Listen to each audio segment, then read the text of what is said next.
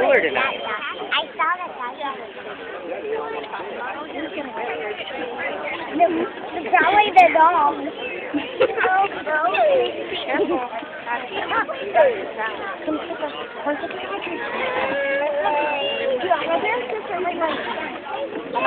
I'm gonna pop it.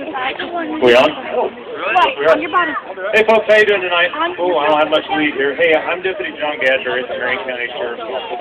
This is your deputy over here, the more good-looking here. This is Deputy Jeff Stover, also from Marion County. We're both dog handlers for the Sheriff's Office.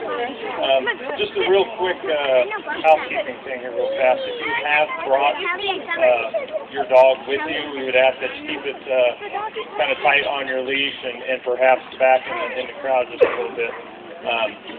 Sometimes dogs can react funny to each other, and one of the rules of dog handling we learned is no matter how much these dogs cost and how much training that we have into them, they're still dogs first and foremost, and they'll always do what dogs do. So just so we don't have any incidents. Thank you.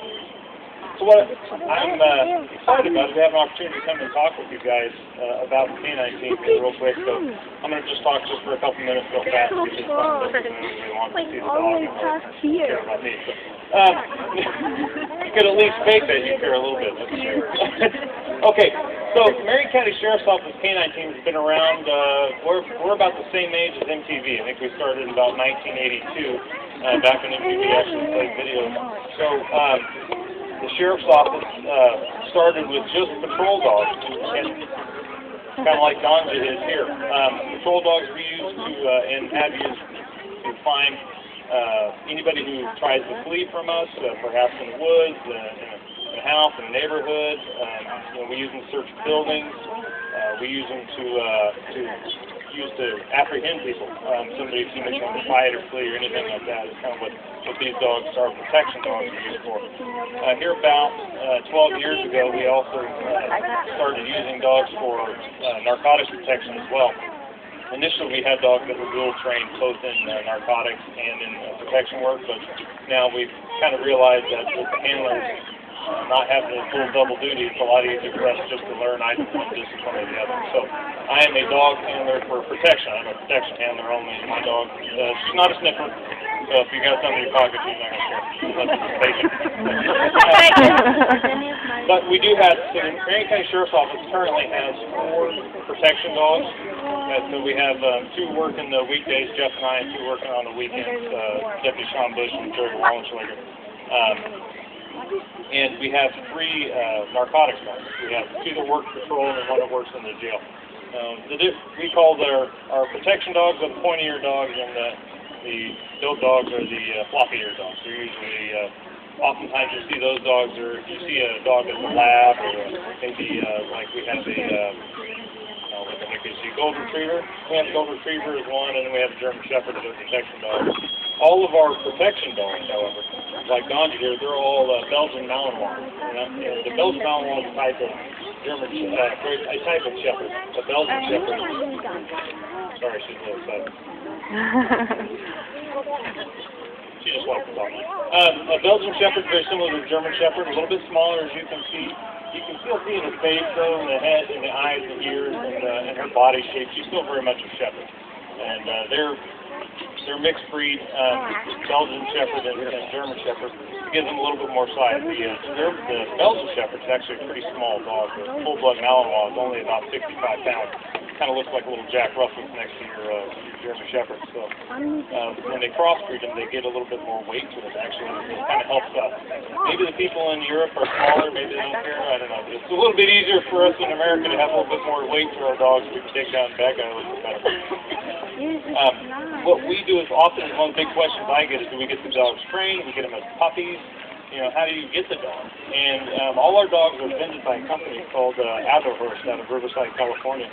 And what they do is they go over to Europe about once a month, and they go around to all little dog breeders and trainers who train their dogs up in these competitions in Europe, and then they buy up all these dogs, they test them, and they buy the good ones that they feel will work good for police work, and then they ship them back over here. And we buy them from that vendor there. So oftentimes our Malinois and German Shepherds are coming to us anywhere from 2 years old to 3 or 4 years old. Ganja was about 4 when I got him. About 4 or 5 now.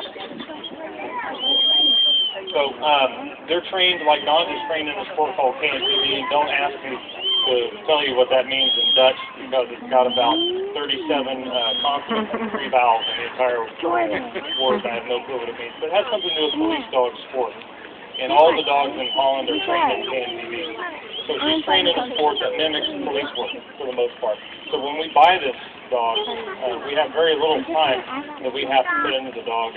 There's a few weeks of getting the bond stuff and tweaking her training just a little bit to do some things they don't do in the sport. And she's ready to hit the road. So I don't have to get this dog from, a puppy and train her for years and years to actually work the road. I get her about 4 to 6 weeks later, we're on the road. And we're looking for backup. So it's actually really nice. Now, they cost about $9,600 is usually the going rate for a good police dog. And that seems like a lot of money. And it is initial capital outlay is quite a bit for this dog. But that comes with a guarantee this dog doesn't work out, no questions asked, I send it back, send me another. Also, your first dog that you get that substandard bites maybe they weren't supposed to or does something like that, you have to write a check. You have some initial outlay for it seem that expensive afterwards. If you notice real quick what Donja's got on her there, she can model her outfit for her evening wear tonight. She's got a harness. She's got a little harness there, and that helps us lift her over the fences and pack her around, stuff her up in the attic and things like that. If anybody wants to get near her face to pick her up, go for it. But, she also has a first saver collar on. She's got a little, you notice that black collar with the box on it, that's a shock collar. And what we use with those collars is if she is getting out away from me, she's off leash, she may be running into traffic or doing something I don't want her doing, maybe immediately dangerous. I have a button on this little remote right here, and that sends a little bit of shock to her and lets her know, whoops, there's something wrong, better go back and see what Dad wants. So it's a safety issue for the most part. It also helps with training. So what Jeff brought out for us here, what he's going to be wearing this evening, is what we call a bike suit. And Vanna, if you want to come over here and show off this thing for us. There's a couple people old enough to know who Vanna is. Me and Jeff, and that's about it. Oh, the commander's old enough.